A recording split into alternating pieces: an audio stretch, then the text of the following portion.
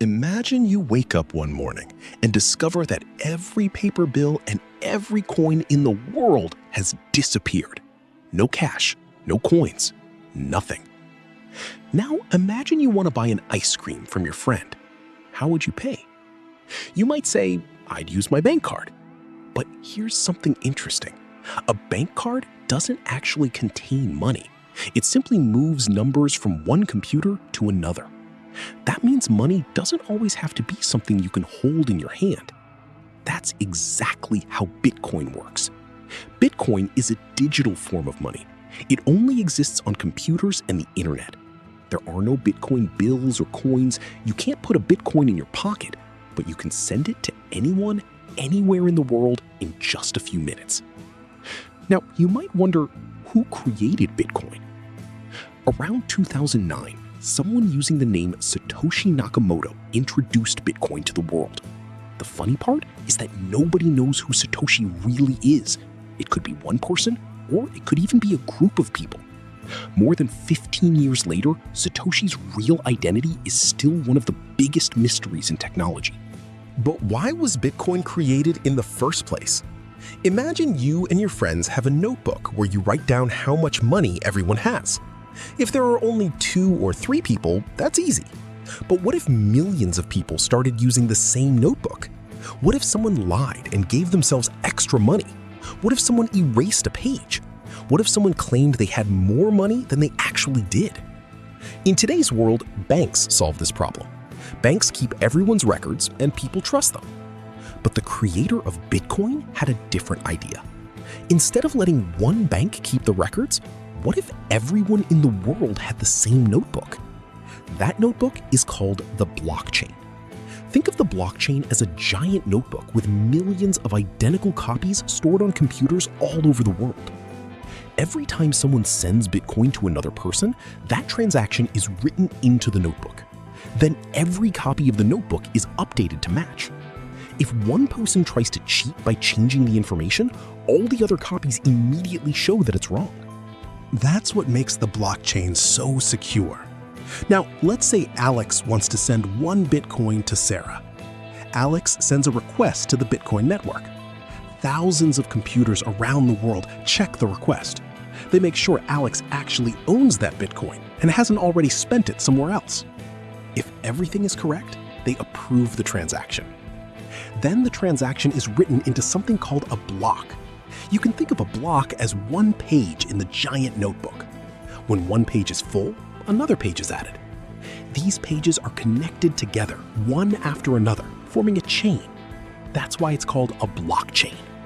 But who creates these new blocks? That's where miners come in. Miners are extremely powerful computers that spend all day solving very difficult math puzzles. Whenever one of these computers solves the puzzle before the others, it earns the right to add the next block to the blockchain. As a reward, it receives newly created Bitcoin.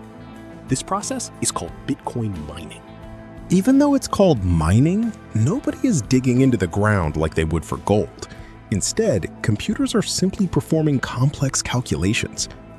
One of Bitcoin's most interesting features is that there will only ever be 21 million Bitcoins, not one more. Imagine a company announces that it will only make 21 million soccer balls, and after that, it will never make another one.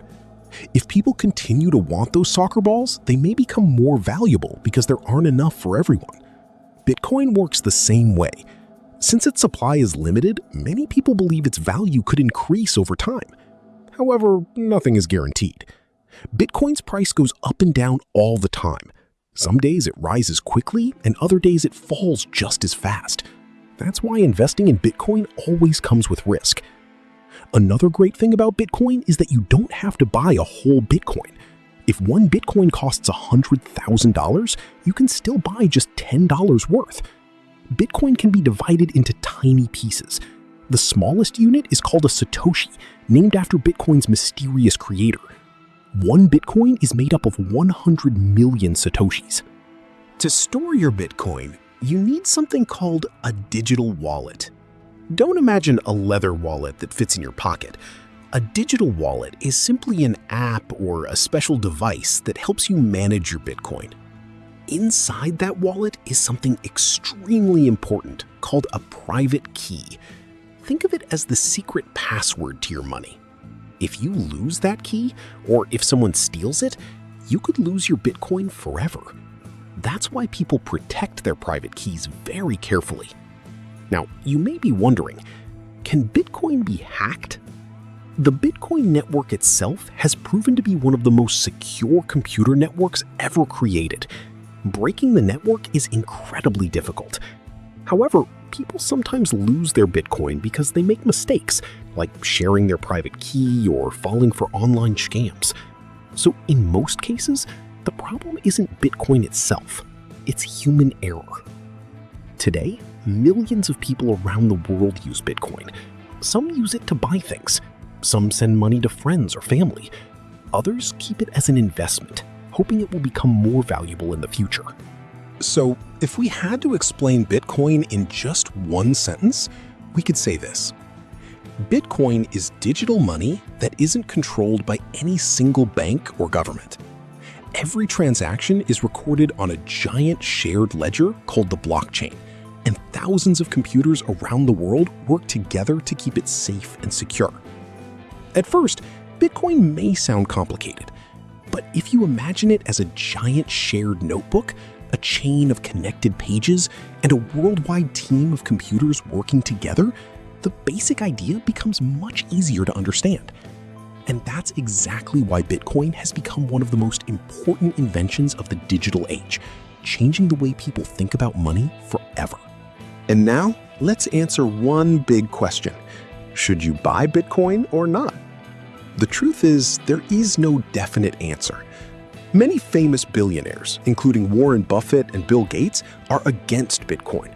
They believe it has very little real value and wouldn't spend even a small part of their money on it. In their view, Bitcoin is nothing more than a financial bubble that will eventually burst, leaving behind only a memory. On the other hand, there are other wealthy investors who see Bitcoin as a once-in-a-lifetime opportunity. Elon Musk, for example, has invested billions of dollars in cryptocurrencies, including Bitcoin.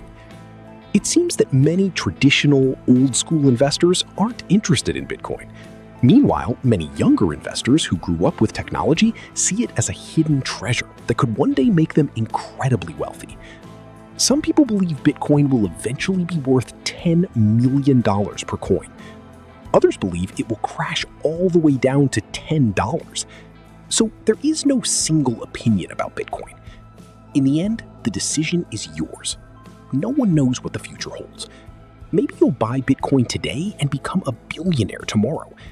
Or maybe you'll invest in Bitcoin and lose your life savings. The choice is yours, and so is the risk. Of course, don't forget that Bitcoin is known as the king of cryptocurrencies, but it isn't the only valuable one. There are many other cryptocurrencies, such as Tether or XRP, and countless others that have also gained popularity and may have bright futures ahead. But if there were ever a day when only one cryptocurrency survived this entire market, many people believe that cryptocurrency would be Bitcoin.